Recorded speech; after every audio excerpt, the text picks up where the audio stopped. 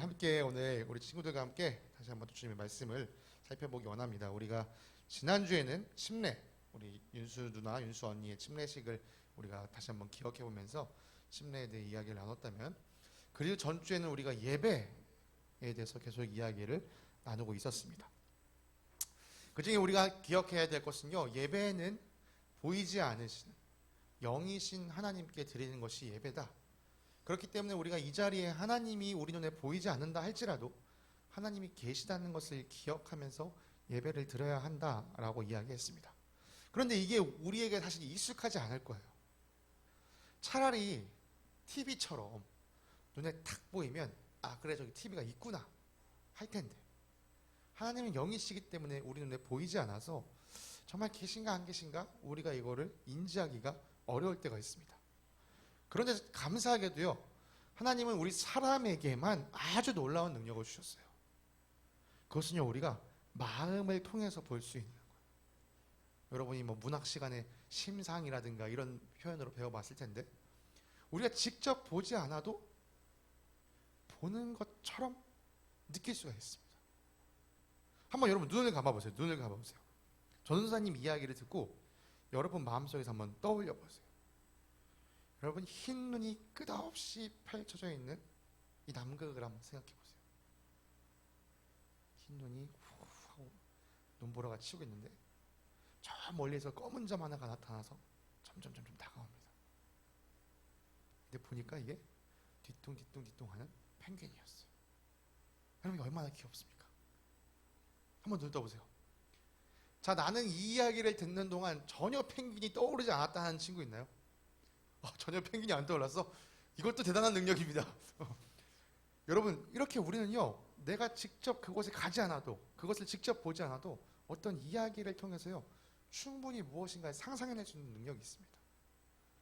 근데 혹시 펭귄 얘기할 때 나는 펭귄이 아니라 펭수나 뽀로로가 떠올랐다, 이런 친구들은 우리 미디어를 좀 줄일 필요가 있습니다. 여러분 이 펭귄, 내 눈에 보이지 않았지만, 내 눈에 있지는 않았지만 이야기를 통해서 떠올릴 수 있었던 것처럼요, 우리 사람은요, 직접 보지 않아도, 직접 내 눈앞에 없어도 우리가 정말 마음을 집중하면 그것이 있는 것처럼 보일 수가 있습니다.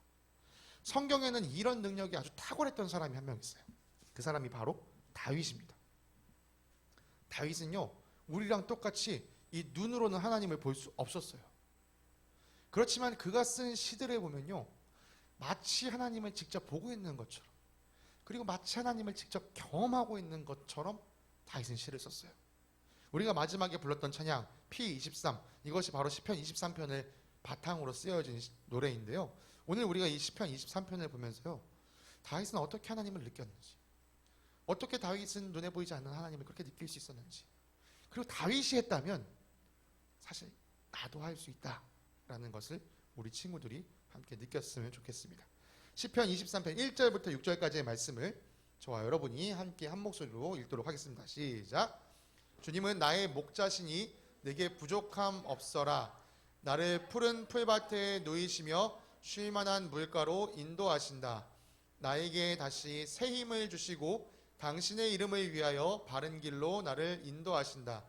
내가 비록 죽음의 그늘 골짜기로 다닐지라도 주님께서 나와 함께 계시고 주님의 막대기와 지팡이로 나를 보살펴 주시니 내게는 두려움이 없습니다. 주님께서는 내 원수들이 보는 앞에서 내게 잔치상을 차려주시고 내 머리에 기름 부으시어 나를 귀한 손님으로 맞아주시니 내 잔이 넘칩니다. 진실로 주님의 선하심과 인자하심이 내가 사는 날 동안 나를 따르리니 나는 주님의 집으로 돌아가 영원히 그곳에 살겠습니다. 아멘. 감사합니다. 오늘 이 다윗의 시를 우리가 함께 머릿속으로, 오늘은 그래서 다른 날보다 이 슬라이드가 많이 없을 거예요. 대신에 여러분이요, 그 성경 말씀을 보면서 여러분 스스로 머릿속으로 한번 떠올려 보세요. 이런 그림이 그려지는구나.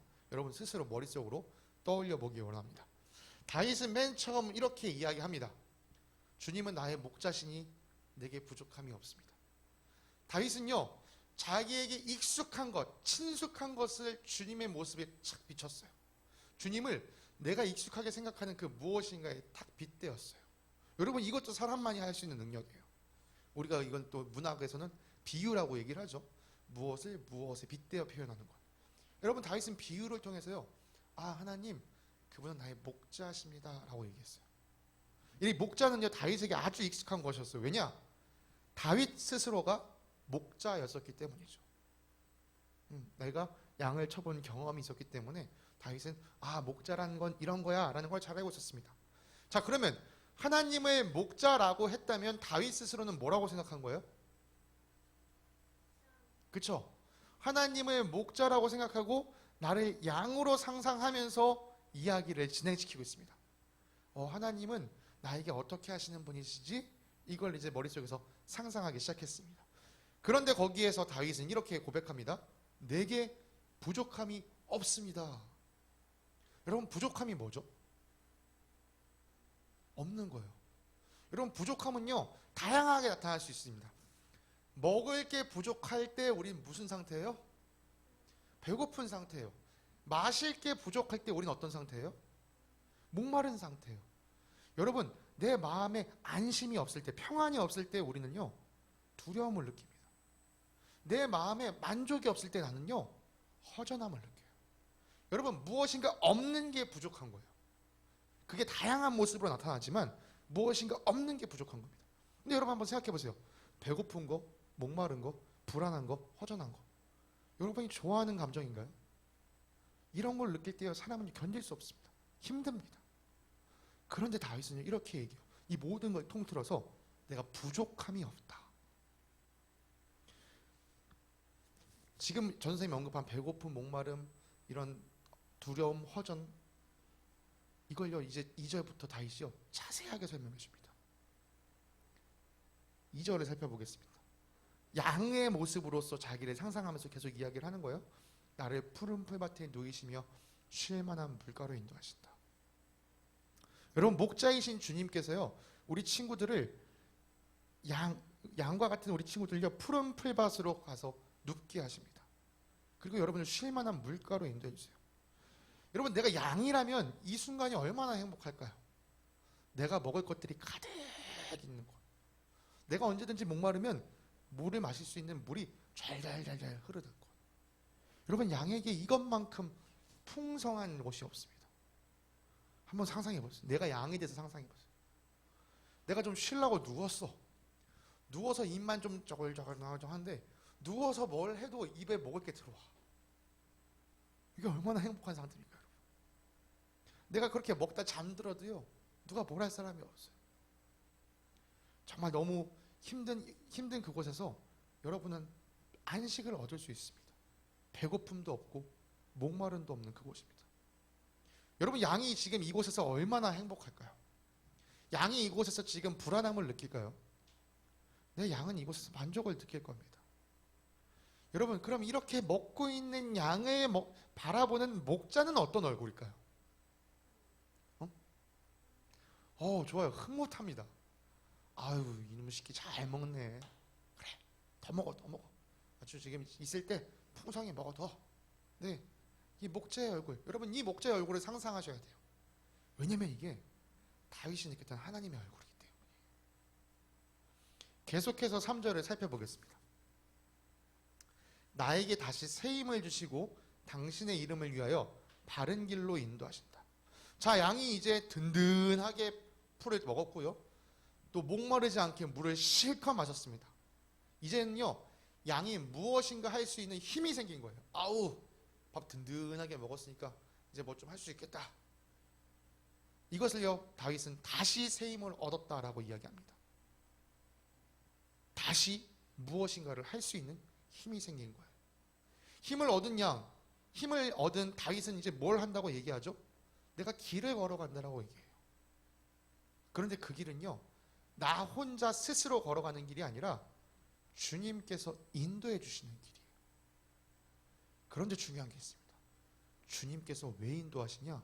바로 당신의 이름을 위하여 나를 인도해 주신다는 거예요. 그래서 하나님은요 당신의 이름을 걸고 우리를 인도하시기 때문에요 결코 나쁜 길로 인도하지 않습니다. 그것을 다윗은 바른 길로 인도하신다 라고 표현을 했어요. 여러분 이 일은요 하나님의 이름이 걸린 일입니다. 그래서 여러분에게요, 너 스스로 알아서 와, 이렇게 말씀하지 않으세요. 내가 너를 인도할 거야. 내가 너와 함께 할 거야. 너가 나를 따라와 라고 말씀을 하시죠. 여러분, 이 양이 목자를 믿고 갈 수 있는 이유는 뭘까요?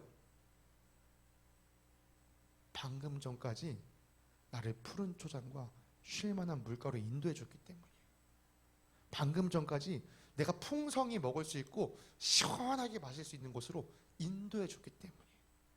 여러분, 이렇게 하나님은요, 여러분에게 먼저 뭘 해라 라고 명령하시기 전에 여러분이 할 수 있는 새 힘을 주십니다. 여러분, 이걸 믿어야 돼요. 여러분, 지금까지 여러분이 처해져 있는 상황이 어떤 어려움이 있을 수 있어요. 근데 여러분, 기억해 보세요. 여러분 삶 이전에 분명 하나님께서 여러분에게 주신 은혜들이 있습니다. 여러분, 그 은혜들을 기억하면서 다시 힘을 얻어야 합니다. 이제 양은요, 목자의 음성을 듣고 목자를 따라 길을 나섭니다. 여기 있었던 난 이 푸른 초장에 있으면 좋을 것 같았는데 한 그곳을 벗어나 목자가 인도하는 다른 곳으로 갑니다. 4절을 보겠습니다. 내가 비록 죽음의 그늘 골짜기로 다닐지라도 주님께서 나와 함께 계시고 주님의 막대기와 지팡이로 나를 보살펴 주시니 내게는 두려움이 없습니다. 양은요, 목자를 믿고 나섰어요. 이 목자님이 나를 푸른 초장과 쉴만한 물가로 인도하신 좋은 분이니까 그래, 나를 또 좋은 곳으로 인도하시겠지. 그런데 따라 나선 그 길이요, 쉽지만은 않았다는 거예요. 가는 길에 가시가 있을 수도 있고요, 가는 길이 이 부드러운 흙밭이 아니라 아주 탁탁한 자갈밭일 수도 있습니다. 심지어는 저 숲을 너머에서 일이나 곰이나 사자가 나를 노려보면서 거리는 소리도 들릴 수 있어요. 네, 양에겐 죽음의 골짜기입니다. 이런 죽음의 그늘의 골짜기를요, 양 혼자 지나갔더라면 정말 무서웠을 거예요. 그런데 이 골짜기를 누가 인도하고 계신다고요? 목자가 인도하고 있다. 그래서요, 다윗은 마지막에 이렇게 고백한 겁니다. 내가 죽음의 그늘 골짜기를 다닐지라도 내게는 무엇이 없다? 두려움이 없다. 여러분, 다윗은 이 죽음의 골짜기, 나를 찌르고 나를 힘들게 하고 나를 잡아먹을 것 같은 위협이 있는 이 죽음의 골짜기에서도요, 두렵지 않다라고 얘기합니다. 여러분, 하나님을 믿고 사는 우리의 삶도 비슷합니다. 하나님을 믿는다는 게 항상 내일에서 아무 문제 없이 편안하게 가면 좋겠지만 여러분, 결코 그렇지 않습니다. 하나님은요, 우리 인생길을 그렇게 만들지 않으셨어요. 우리가 가는 길, 하나님을 따라가는 그 길도요, 때로는 어려움과 고난이 찾아올 수 있습니다. 그렇지만 양은 두려워할 필요 없습니다. 내가 목자를 잘 따라가고만 있다면, 그 목자가 가지고 계신 막대기와 지팡이로 나를 보호해 주실 것이기 때문이죠. 자, 여러분, 이제 다시 한번 양의 입장에서 내 곁에 있는 이 목자의 얼굴을 볼 수 있어야 돼요. 여러분에게 어떤 얼굴이 보일지 모르겠어요. 전도사님은요, 내가 양의 입장에서 나의 이 무서운 이 자리에서 나와 함께 하시는 이 목자의 얼굴을 바라봤을 때 정말 용맹한 용사의 모습이 보여요. 걱정하지 마, 내가 너 지켜줄 거야. 겁먹지 마, 나만 믿고 따라와.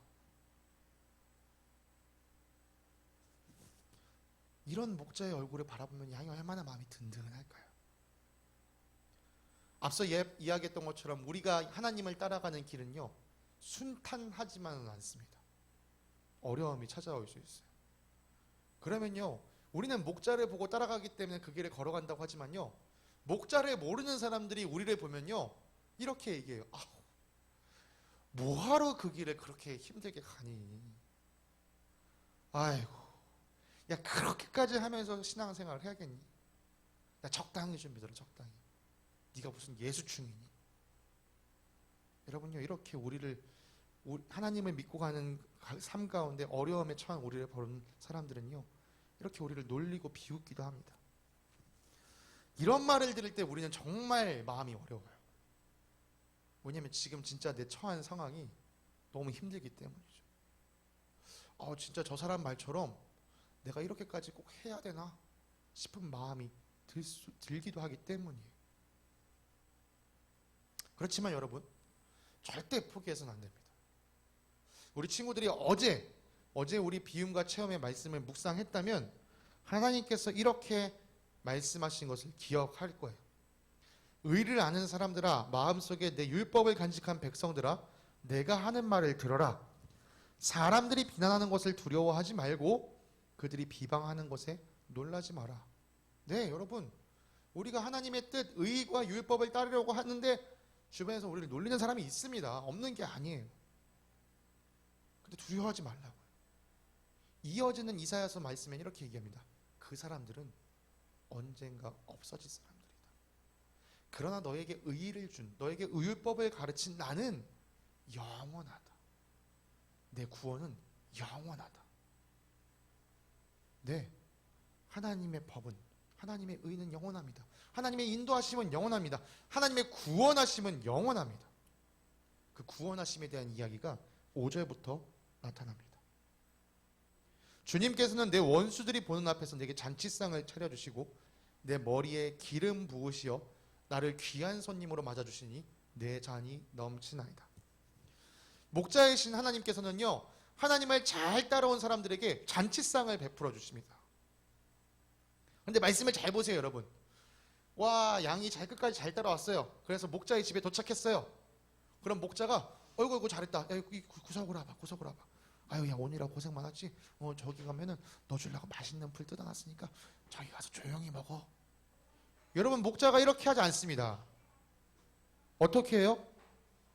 목자는요, 원수들이 보는 앞에서, 여러분이 그 어려운 길을 지나온 동안 여러분을 놀리고 핍박하고 비방했던 사람들 앞에서, 자, 봐라!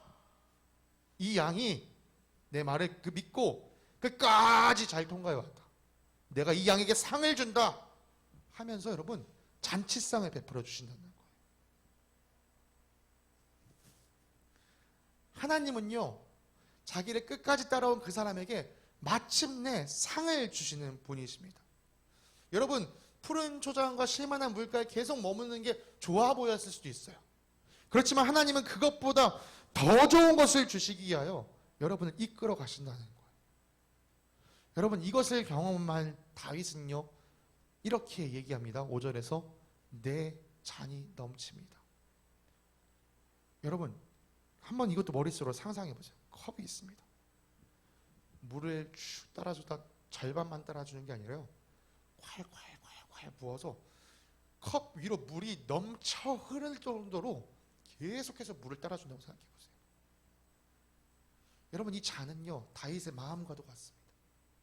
그리고 부어주신 이 물은요, 기쁨과도 같습니다. 여러분, 마음의 기쁨이 차고 넘쳐서 흘러난다고 생각해 보세요. 다윗이 부족함을 느끼고 있을까요? 아니요. 네, 다윗의 이런 마음은요, 허전함을 느낄 수가 없습니다. 하나님이 주시는 그 기쁨으로 말미암아 마음이 차고 넘치는 것이죠. 여러분, 이때 다윗에게 이 상을 주시는 하나님의 얼굴을 또 상상해 보세요. 어떤 모습이실까요?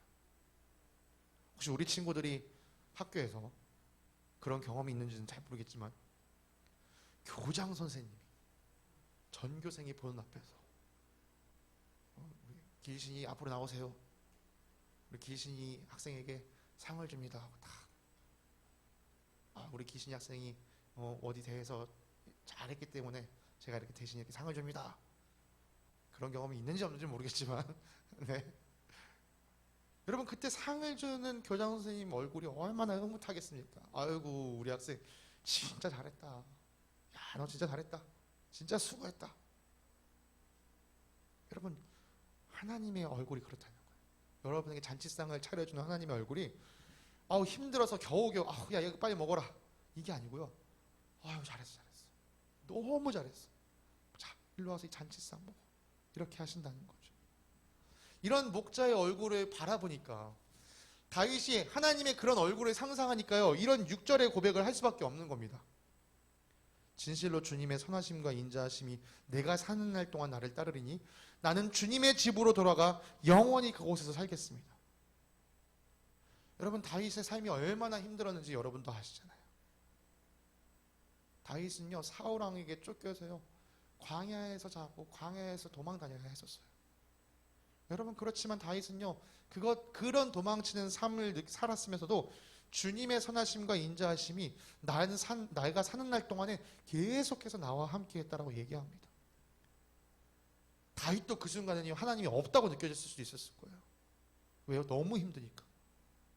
내 목숨을 앗아가려고, 내 목숨을 빼앗아가려고 하는 사람들이 주변에 널려 있으니까 얼마나 무서웠을까.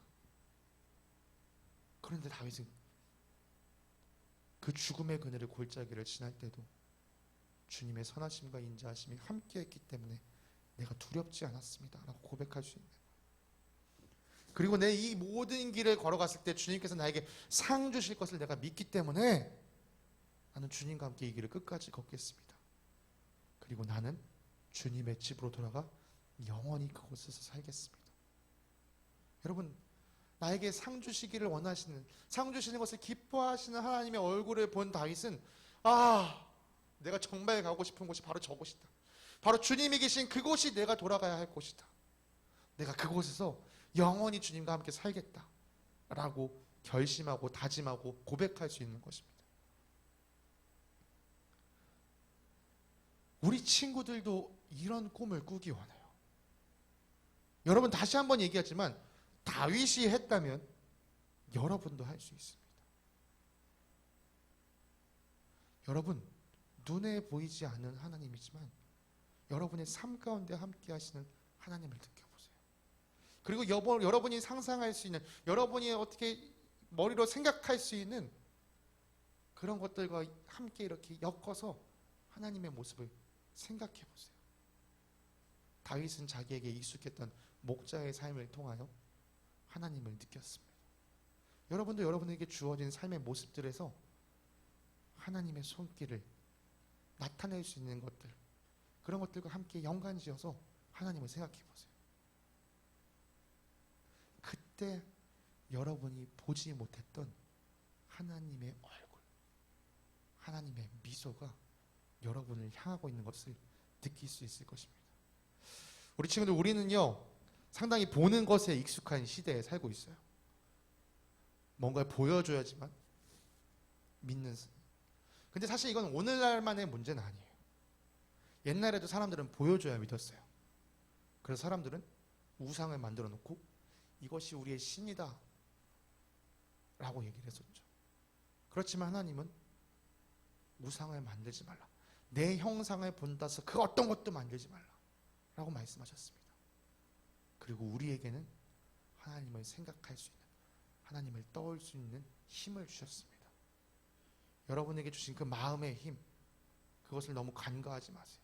여러분 말씀을 통해서, 여러분의 삶의 경험을 통해서 하나님을 떠올리고 하나님을 상상하세요. 그리고 이 자리에 나올 때 그 하나님이 여러분을 기다리고 계신다는 것을 기억하면서 함께 예배드리는 귀한 친구들이 되길 간절히 소망합니다.